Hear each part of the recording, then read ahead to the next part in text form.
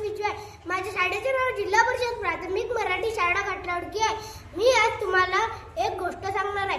माझ्या गोष्टीचे नाव आहे शिस्त आणि यशाचा रस्ता.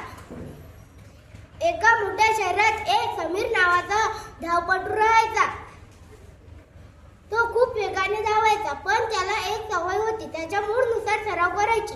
ज्या दिवशी त्याला वाटायचे त्या दिवशी तो खूप वेगाने धावायचा.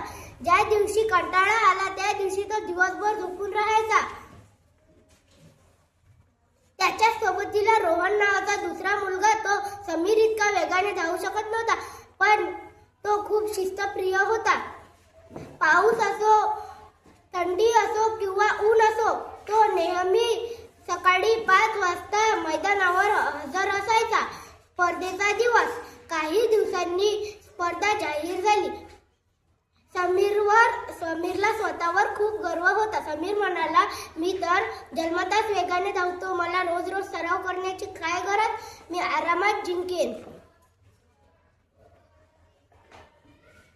स्पर्धेच्या आदल्या दिवशी पण त्याने रात्री उशिरापर्यंत चित्रपट पाहत बसला.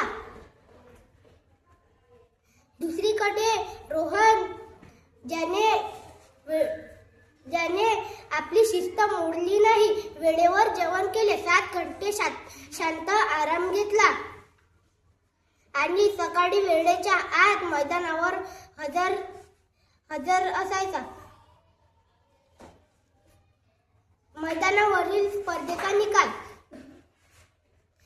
स्पर्धा सुरू झाली. सुरुवातीला समीर खूप वेगाने पुढे गेला, पण त्याच्या अर्ध्या रस्त्यातच पाय दुखू लागले. रोहन मात्र एकाच लयीत न थांबता धावत राहिला. शेवटी रोहन जिंकला. बोध.